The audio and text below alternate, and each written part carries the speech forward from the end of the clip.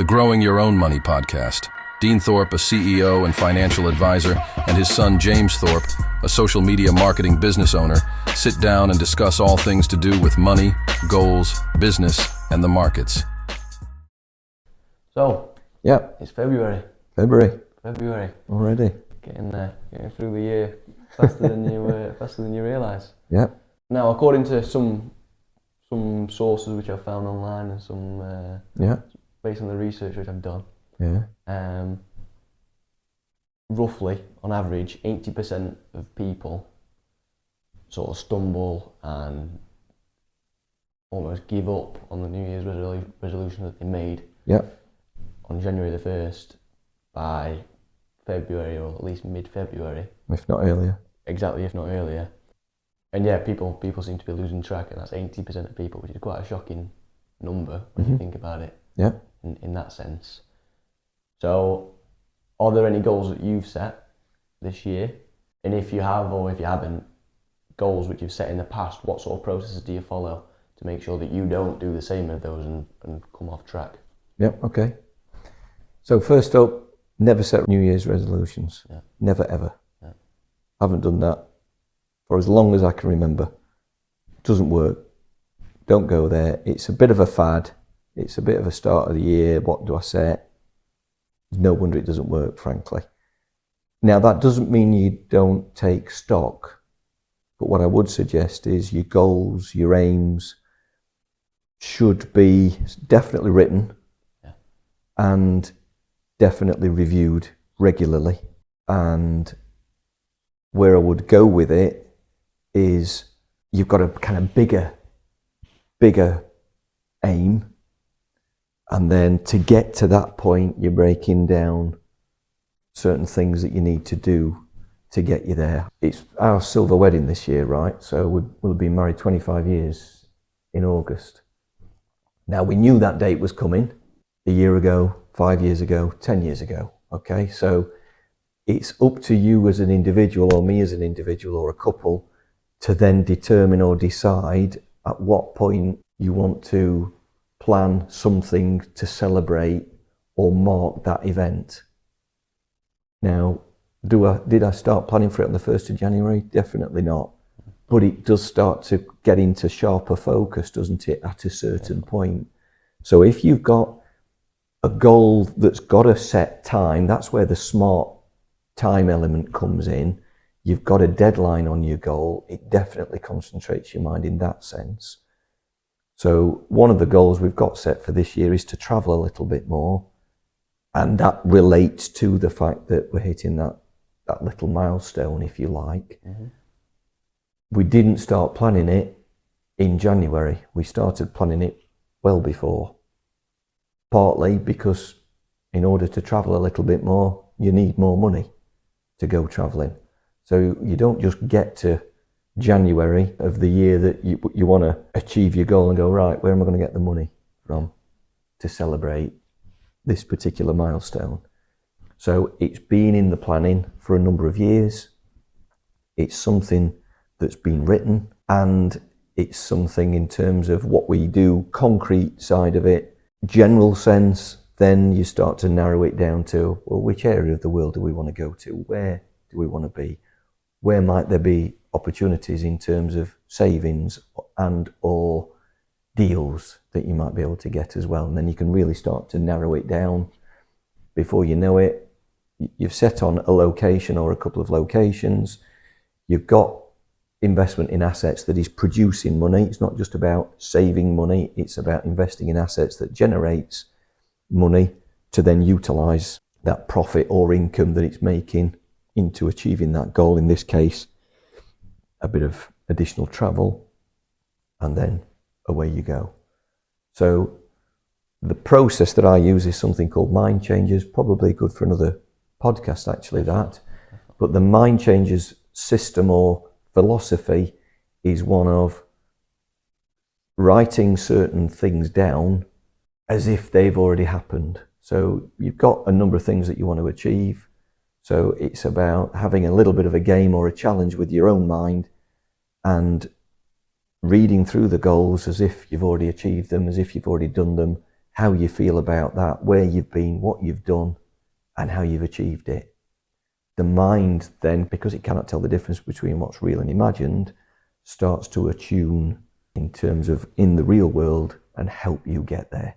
So you're kind of getting that little voice in your head, you're getting it on side in helping you to achieve where you really want to be and what you want to do. In this case, that little milestone. Definitely. And you went to Thailand? Yep. With the new year, how was that? Thailand was absolutely amazing. Definitely a massive tick off the bucket list. We saw some incredible sights. The people were fantastic. The culture was great. And yeah, visited some quite iconic sites that I've wanted to, right back to my childhood, places that we wanted to go and see. And yet we got to meet some elephants as well. But again, right in line with our own kind of thinking, it wasn't about going to see an elephant performing, it was going to see an elephant in its own environment, in a sanctuary in effect, where it had been saved from heavy working, and almost making sure that these animals are being looked after, meeting and greeting with them, spending a bit of time with them, but not in a performance sense. Definitely. And you touched on having goals written. Yeah. And writing goals down. Now, goals and goal setting is something which I've been exploring over the last couple of years. And the more that I have a goal written down, the easier it's become to achieve that goal. Because from where I see it, without goals, you're aimless. You've not really you've got no way of measuring, oh, I've done that well. If you don't really know where you're going, how can you figure out the path? So, in terms of the goals, I was listening to an interview between Luke Belmar and Brian Tracy. It was a bit of a go of the sort of self-development and personal development world. Yeah. And he was talking about his goals, and the number one thing which he said to take away from I think it was a 3-hour long interview or whatever. Right. The number one thing, and he kept coming back to it, was have your notebook and write down your top 10 goals every single day.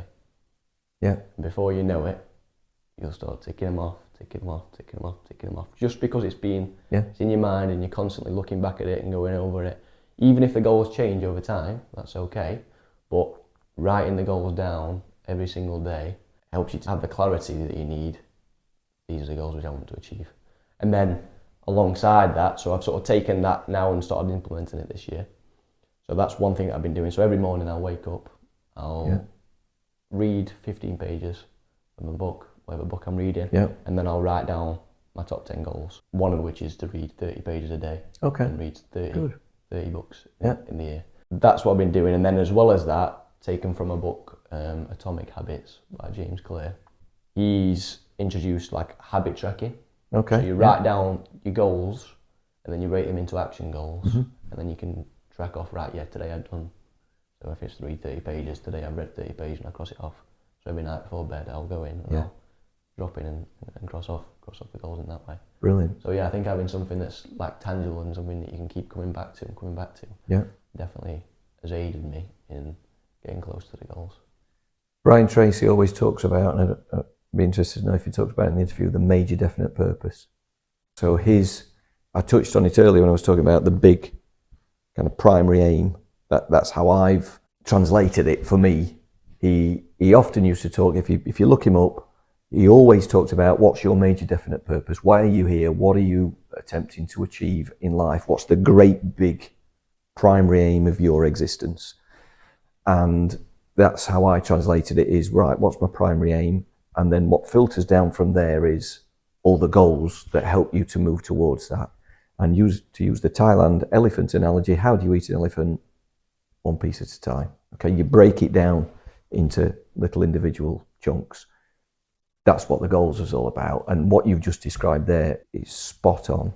It's about making sure that you have a system for yourself that allows you to feel like you are moving forward and moving towards your major definite purpose or your primary aim, or a collection of significant goals and or milestones that you're wanting to achieve in life. And if that means that you've got to go through a process of skipping through a number of little hoops that you class as smaller goals to get there, but that works for you, and it means that you're feeling good by taking those positive steps on a daily, weekly, monthly basis. And it's important to celebrate success as well. Then, no question, it will help you to get closer and closer. And as Brian Tracy touched on from the interview you're describing, you get what you focus on. So if you haven't got anything written down and you're getting distracted by current affairs, world events, emails in your inbox, that will become your world. You become what you focus on quite often. Yeah. So if you're able to remove a lot of the interference and distraction, push that more to the side, concentrate on what your primary aim is, give yourself a focus.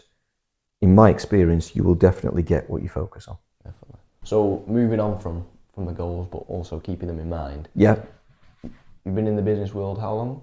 30 years this year. 30 years this year. What are some of the habits that yourself and successful entrepreneurs or business people or people that you've come into in life, but it doesn't necessarily have to be within business, what are the sort of habits which they implement to become so successful? There are various statements that kind of come to mind when you start thinking about personal development, and I remember one of those is, if you always do what you've always done, you'll always get what you've always got.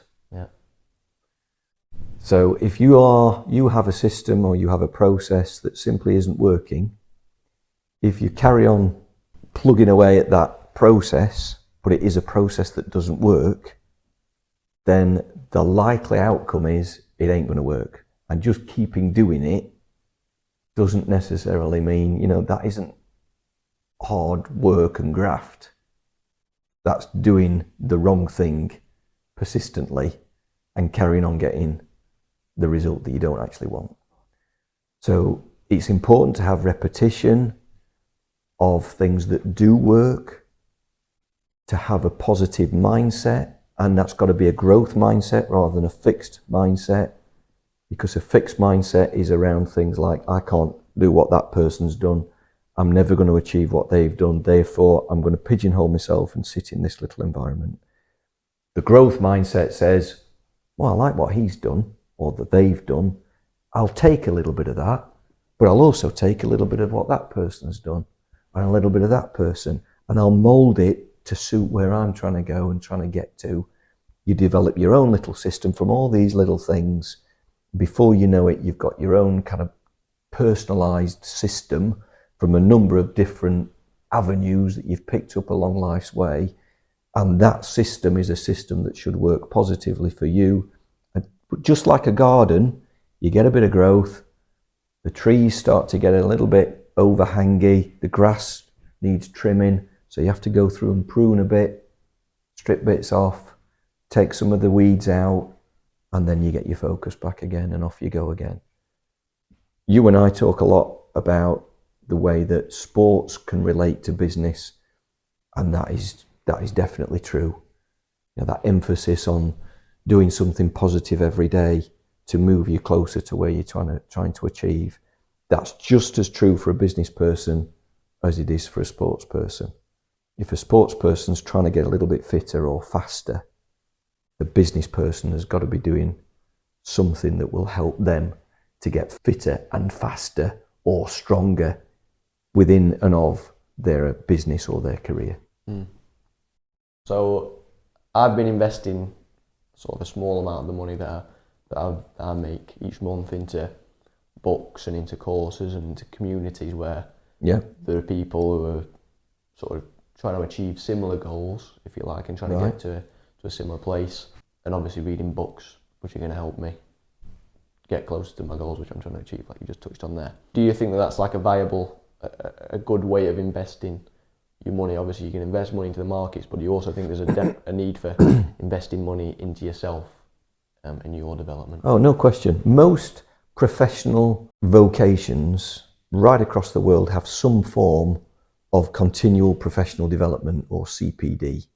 Whether that's my industry, which is financial services, the medical industry, the banking sector, solicitor practices, accountancy, even faith-based, minister, priest type environments, they all have some kind of continual professional development, which is all about investing time and money in and of themselves.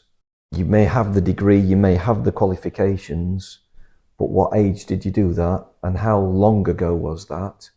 And if it's 10, 20, 30 years ago, what are you doing to keep yourself up to speed and on track with the topic that you're most involved with, and also the soft skills, the professional, personal development skills that you might need to make sure that you maintain yourself at a high level, because you want to be at a high level. In my experience and my belief is that you want to be the best that you can be within the field that you're in. Yeah. So if that's true, then there's no question you have to invest in yourself. From an investing point of view, monetary wise, I often say to people, save first and spend what's left. Well, apply that to personal development. Invest in yourself first and make sure that you're thinking about what you need to train yourself on during the course of this year, because the rest of it will be about using up energy, spending energy on the delivery of what you're trying to do and where you're trying to get to. Just like being in the markets.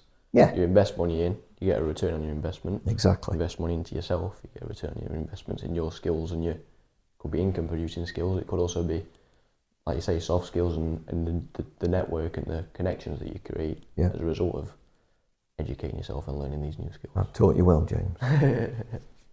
So, yes, and also there have been some books which you recommended to me, and books which I'm so sure I've still got, you've still got for me to check out. Yeah. So, are there any that spring to mind that you can think of? Yeah. Personally, it's good to hear what you've said about books and where you're trying to get to.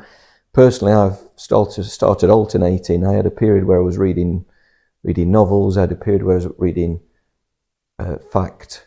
I'm now alternating myself around reading one novel and then some kind of fact book, biography book, or business related book, and that suits me at the moment. But I love the goal that you've set in terms of the books that I would recommend for someone who's looking to level up, to progress, whether that's personal development and or business. My own book, got to plug that, Growing Your Own Money. So that's out there. You can get that. Simon Sinek has a number of good videos, podcasts, and 2 books that both of us have read, Start With Why and Leaders Eat Last. And then an old kind of traditional business book, but it's worth looking up, is called Proper Coffee and Other Ways to Grow Your Business. It's one of those books, it's quite easy reading and you'll smile as you're reading it, but there's some good ideas, starting with the proper coffee. You know, if you've got an office or you're meeting someone, then serving them instant coffee when they come to your office is one way of serving them, but having proper coffee with a coffee machine that's already there and the aroma of the coffee, just like when you go into a coffee shop, that's the principle that they're starting with. Starts the experience when somebody walks through your business doors. And that's the principle that they're starting with from the proper coffee. And of course the list will then go on about other great ideas. And you might just pick up a handful, 2 handfuls of ideas from that book, but definitely worth looking up. What about you? Because you've got some, shall I suggest, more modern books as well? Well, yeah, it's true, and I'll have to check out the book, The Coffee. What was it? Proper Coffee and Other Ways to Grow Your Business. Proper Coffee and Other Ways to Grow Your Business. I'll have to check that one out. Some ones which I've read, maybe not actually that modern, is How to Win Friends and Influence People. Yeah. And sort of a classic, all-time classic, where I've seen it recommended to read by so many different people. And although the things in it are maybe, because so many people have read it, maybe you can't differentiate yourself from other people because so many people have read it. But actually, if you implement them, not everybody takes away the things and implements it. So I think it's a good foundation to build from, and that's sort of talking about first impressions and literally how to win people over to you, and how to make friends and make connections. And Yeah. that's something which, whether it's going and selling my services to somebody, Yeah. or whether it's just chatting to somebody when I'm out and about somewhere, starting up a conversation, all these things Yeah. sort of helping the things within the book have helped with that. The other one that comes to mind is Think and Grow Rich by Napoleon. That is an old one. Which is, yeah, like I say, it's not actually that modern. But that one sort of, again, almost relates to the goal setting and writing down a statement every single day. Yeah. I will earn X amount of money by, or I will do X, whatever the goal is by X date. I'm so confident I believe it, and all those sort of things, and just sort of reiterating those things to yourself. What about something more recent then? Something more recent. One that so there's three different books written by, I can't remember his name. One of them is called Rebel Ideas. Yeah. The series of the three books are all based around like your thoughts and how like you can limit your own thoughts. So for example, Yes. looking at like the CIA and how they only have one group of people working with them, like one ethnic group, how that limited the sites dealing with terrorist issues and things like that, and sort of it takes like real life examples and uses it in his writing. So yeah, I'll have to drop that one in the description.